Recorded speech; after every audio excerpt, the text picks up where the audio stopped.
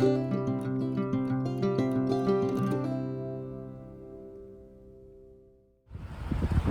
there, friends and neighbors. Welcome back to Bink's Barnyard. It's a little sunny, windy day here in Nebraska. Yesterday, we went and did a thing. We went and got us some meat chickens. I finally convinced my lovely wife to let me get some this year instead of just raising egg layers. So we got some Cornish cross broilers in the barn here. You kind of see over there, there's our little chicken tractor we're going to use when they get to about 6 to 8 weeks of age. Well, sorry, 4 to 5 weeks of age. Once they get some feathers and it warms up here in Nebraska. So without further ado, let's go look at the chicks. Then we'll go inside the house, look at our progress with our vegetables, which have come a long way in the 12 to 14 days that they've been growing, depending on what I planted and when. And then we'll continue today's episode with a theme of chickens, with my favorite thing to do with chickens, which is make chicken and dumplings or chicken and noodles. Depends on how you look at them. All right, here's our setup. Got a nice, I think it's about 120 gallon or so tank I got last year from Tractor Supply. Not sponsored by those guys or Balin Country either. So here we go. We got a couple heat lamps. No folks will be interested in like, hey, how are they done? They're all the way down. They're not angled. I'm not really worried about them falling into down there. And then here we got our chicks. So I said I got 12 Cornish cross broilers, cross Cornish broilers. What the? Green jacket, gold jacket, whatever you want to call them. We'll raise these suckers for probably 7 to 8 weeks, maybe a hair more. Run them off to the processor and get them taken care of. So right now we got about 95 degrees in there.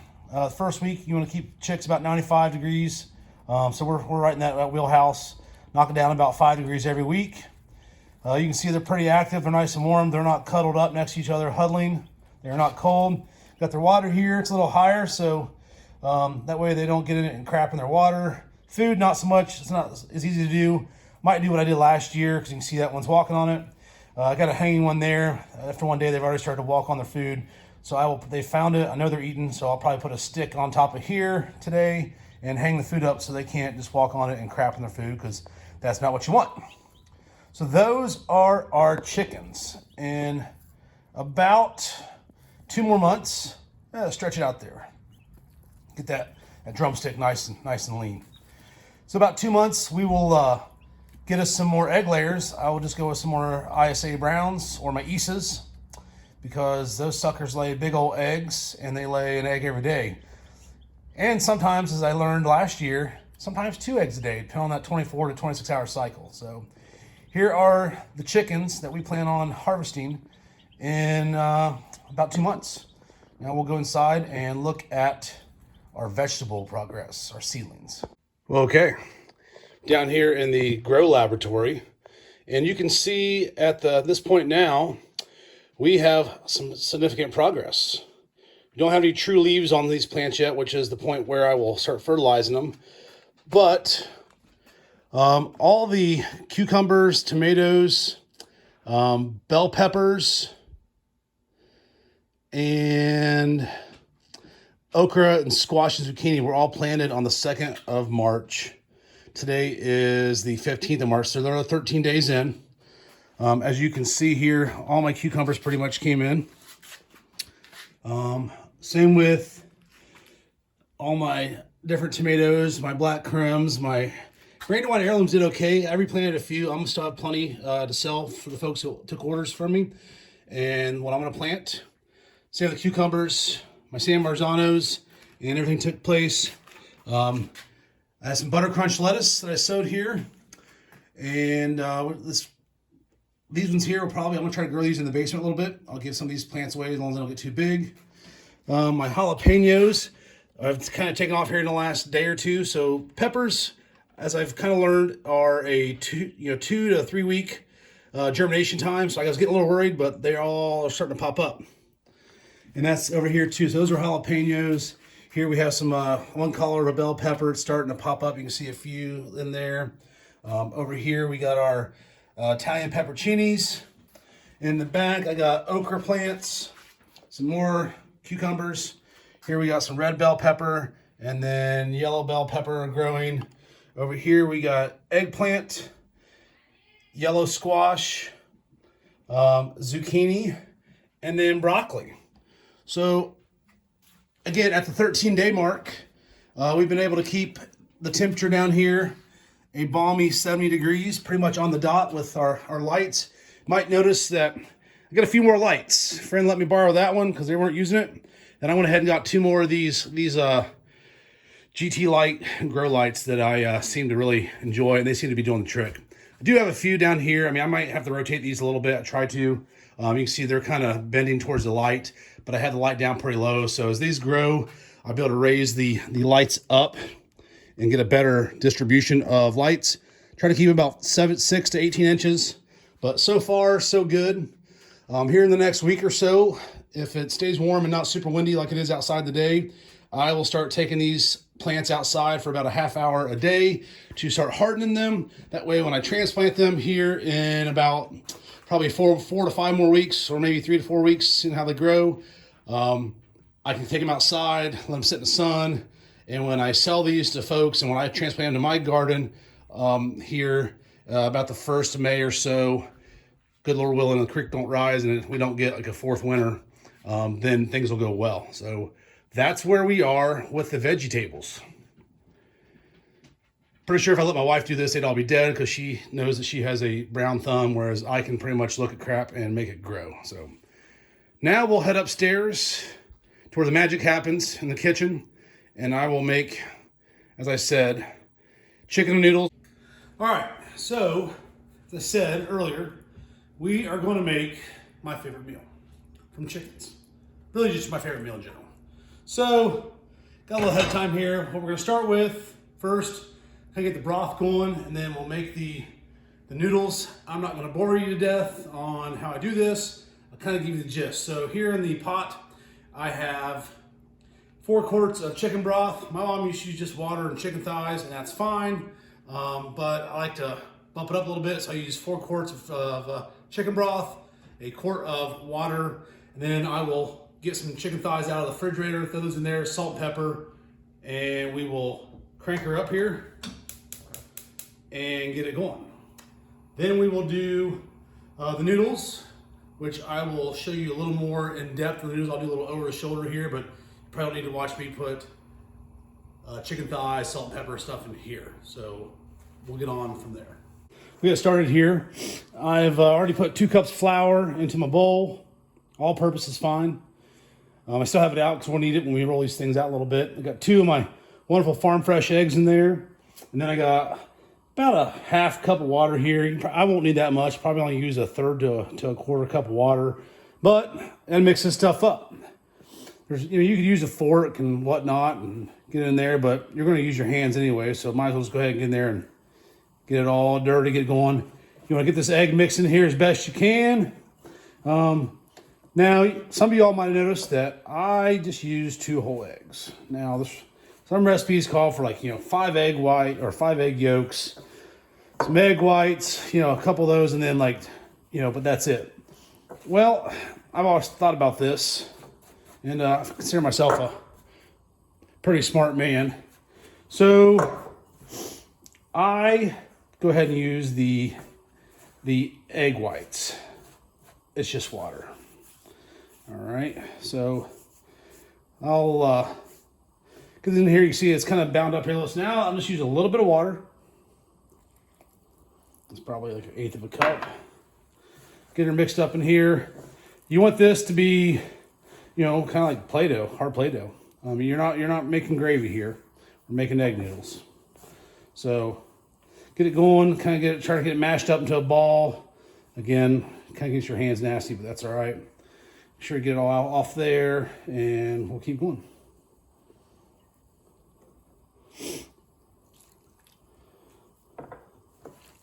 There we go. Here comes that good old yellow egg color. Not egg coloring. That's in last when I actually make this stuff. So, and oh, by the way, if you get too much, I feel like you get too much water in there, and they're a little runnier than what you want.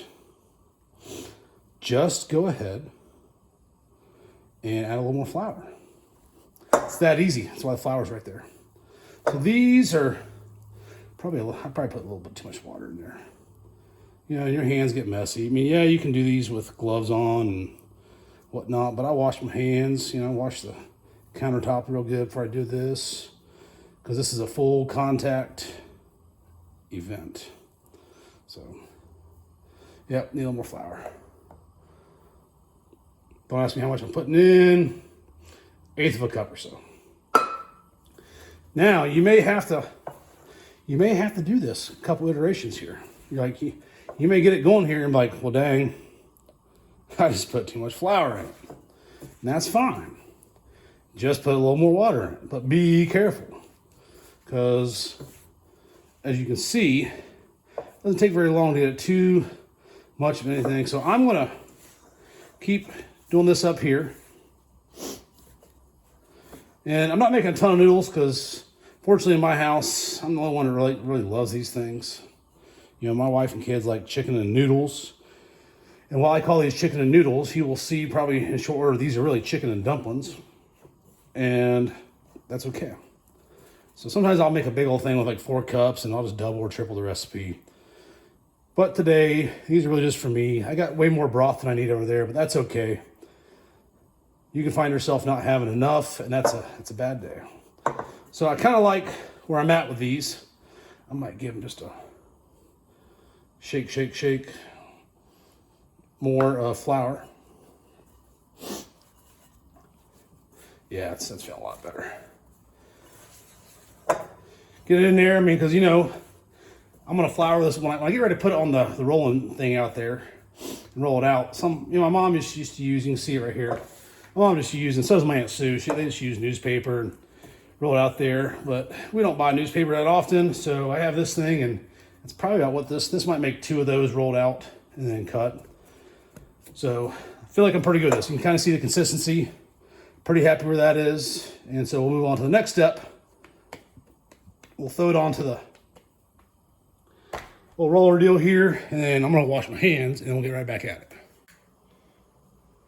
All right, so first thing we'll do here is just a little flour down here. And you're like, yeah, dude, you're adding flour to the mixture. And you know what? You're not wrong. I'm gonna break this in half because this may make more than I want it to in this area, which is fine. So we'll show you what we do with one here. Hey, again, a little sticky, so get that sucker rolled out here. Smash her out, flip her over. Don't want it sticking. That's really the key here. I don't want my hand sticking. Get all that kind of stuff on there. And kind of like a pizza dough. Get it going. And we'll go from there. And now I'm just realizing I don't have a rolling pin on me, so I will go grab a rolling pin real quick. All right, we're back with the rolling pin. As of everything else I've said, I'm gonna go ahead and coat this sucker down a little bit because I don't want it sticking. Again, I ain't worried about the flour getting into the noodles. The noodles are where I like them. In the mixture here, whatever you want to call them. So, and when I put these into the broth here in a little bit, that was acting as a thickening agent. Like you're making a little gravy. Because, again, I'm not making chicken and noodle soup. I'm making chicken and noodles. There's definitely a difference here. Like I said, you might want to call them chicken and dumplings. Who knows? So, get it rolled out. I'm about, I don't know, 1/8 to 1/4 inch thick here around it. And then we'll grab the old pizza cutter and slice them up. All right, get the old pizza cutter out. I did get a plate real quick just so I can, again, flour. I don't want to stick in the stuff. So I can set these off to the side after I make them. You know, they'll be fine. If I had some just dry newspaper, work out well. I don't like putting them on the counter. The counter's clean, but you know. Anyways, so I'm gonna roll these out or cut these out. I like them about inch and a half thick. Again, ain't really noodles, and they're not, you know, the round traditional dumplings that people think of, but they are what they are. That's about the length I like to cut them at, give or take. So I'll take it across here, hit him like that. I'm not going to be specific, you know, real particular here, and we'll go across there. Well, we got a few little nodules there. That'll be fine. And then we'll take them, put them over here on the plate. Because what I don't want to do is pile these up on top of each other. first time I ever made chicken and dumplings. My dad was not doing well, and he was passing away, and went home to Ohio and made some chicken and noodles per my mom's directions, and I piled them all up on top of each other, and without anything between them or whatnot, like a goofball. A rookie, really. I mean, that's all you can say. It was a rookie mistake. And when I got ready to, had everything ready to go, put them back in, and it was pretty much a big old blob of noodles, or blob of dough again. So thank God my Aunt Sue, who is probably the greatest noodle maker I've ever met in my life. Not that my mom wasn't good, but Aunt Sue probably makes enough noodles at Thanksgiving or so to feed an army. So there we go. Those are ready to go. Yeah, there's a couple on, but I floured them up extra. They'll be all right.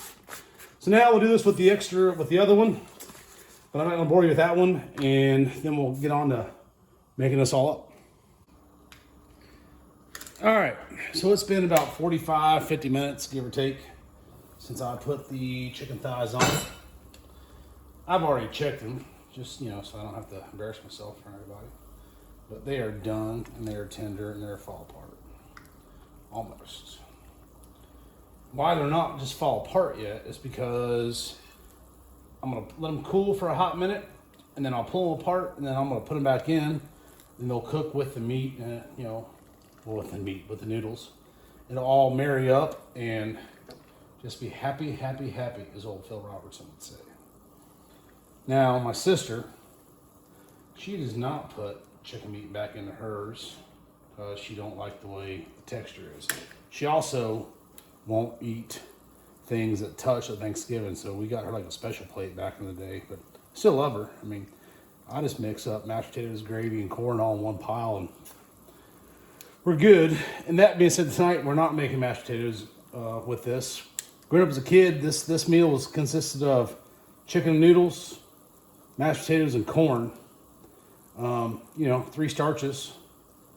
Why not? But that's not what we're doing tonight, because this is a meal that you can 100% just eat by itself. All right, so I got a lot of broth in here, and it's good broth. You can see in there, there's a good richness to it. I'm gonna get some of this out of here first, because what I don't want to happen is it to be too thin. It's kind of like salt, you know what I mean? I can add it back to it, but I dang sure can't add it. Can't take it out, you know what I mean? So all right, so we got the broth going here. It's kicking the butt. Like I said, we'll let this go here for a while. But right now we're gonna start with our noodles. Just drop one in here, one there. Don't drop them in a pile. You don't want them sticking together. As I said, this flour is just going to act as a thickening agent. So I'm not sure what chicken and noodles should look like, as far as the recipe, but I know it when I see it, kind of like old Tipper Gore back in the day. And I don't know what porn is, but know when I see it, that's how I feel about making chicken and noodles. Not sure what the right thickness is, but I know it when I see it. Yeah, we probably have way too much broth, and that's okay. Really good broth. The funny thing is that this is going to be the last batch of chicken and noodles that I make from somebody else's chickens and somebody else's chicken broth. That's what we're using them old 12 chickens that I showed you earlier for. Last year, once we started getting eggs, we got some eggs, there in I think we had one in July. We didn't get any for the 4th of July, but so the 4th of July, I always throw a big shindig, and I make about 30 pounds of potato salad. And I ain't joking about that, because that's the Binkley recipe. You start with 10 pounds of potatoes, about 36 eggs, a whole goddamn thing of mayonnaise, and you go from there. And see, you just want to keep laying this in here. You don't want it to get too thick or too so it can't go. You want to cook these noodles down a little bit, and you want to use the water. You can hear me open the drawer because I put a spoon someplace that I cannot find. All right, got the spoon. I hid it right behind me in a drawer, like I, trying to prep for filming and whatnot. We'll get better at this, I promise. But this won't be the last time you see me cook, and it won't be the last time, we make stuff.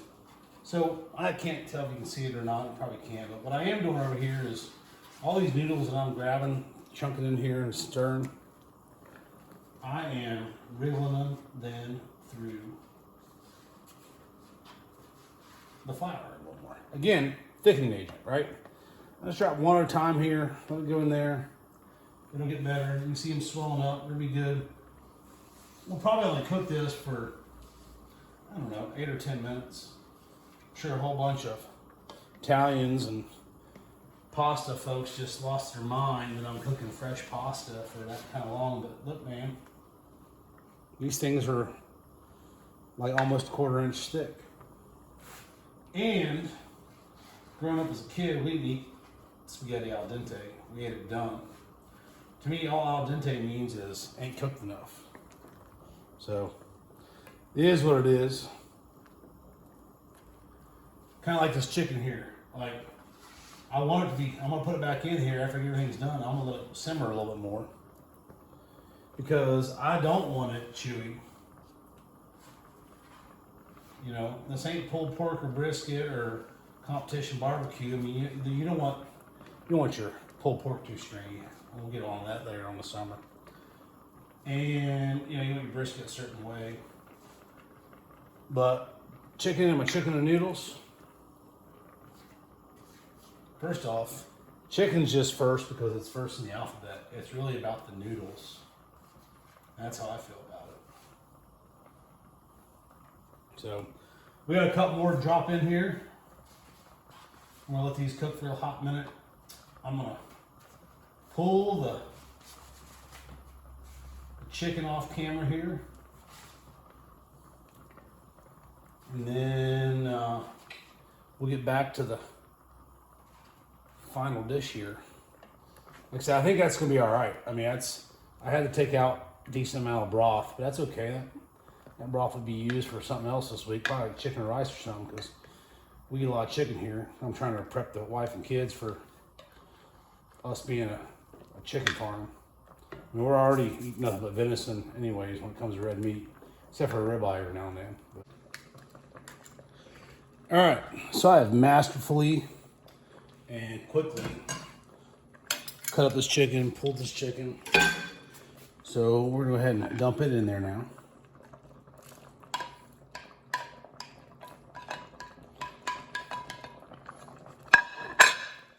Let it go for a while, and like I said, I'll turn it down. It's been, again, I'm not scared. I'm not gonna overcook these noodles. That was really kind of the dig at the al dente stuff, right? It's like, these noodles ain't gonna get overcooked. They're gonna be fine.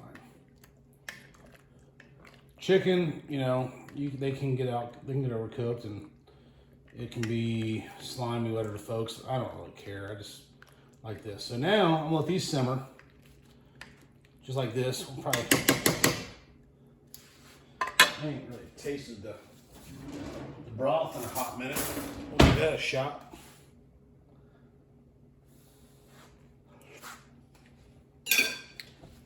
Yeah, I could use a little salt and pepper. So, dump a little sea salt in there. A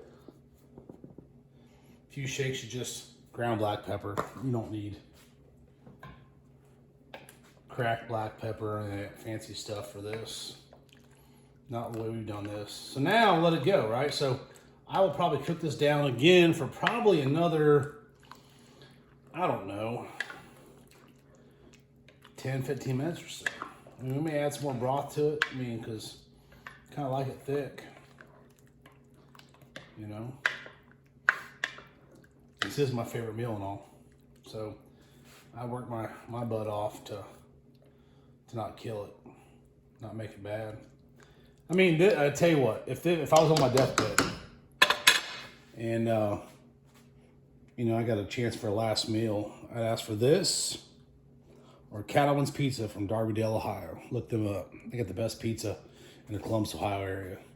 I ain't sponsored by them. I don't need to be sponsored by them. I've ate their pizza since I was like 7 years old. My parents have drug it all over the place from, up to Rhode Island, Annapolis, to Jacksonville, Pensacola, every place I've ever been stationed at. So, it's the greatest pizza in the world. Again, that's the two things I'd want on my deathbed. These noodles and Cattleman's Pizza. All right, so it's been about 8 or 10 minutes. I put the chicken back in and whatnot. And it's cooking down. You can see I got it turned up here because I wanted to reduce a little bit. I did put a little more broth in it. But it's still, I needed it. But it's still a little thinner and I like it. So off camera, what I did was go ahead and chunk me a little flour into my, and you might see my little finger here. Yeah, I cut myself a little bit. That'd be all right. I'm cooking for family. A little flour into my other chicken broth. Make sure it was mixed up nice and good.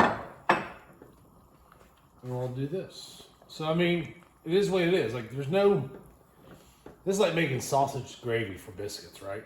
There's no direct science.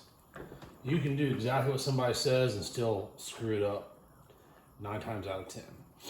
Or you can really screw it up one time and figure out how not to screw it up the next time, and then figure out how to allow it to, how to fix it along the way. That'll probably do it. If you're noticing, now, there we go. We're getting a little thicker.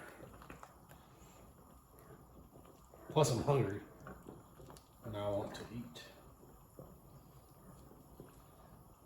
So we'll let this go for a little bit. I'll turn her down to just a simmer down now. For all you old school SNL fans out there. I'll let it simmer for probably another few minutes. And then we'll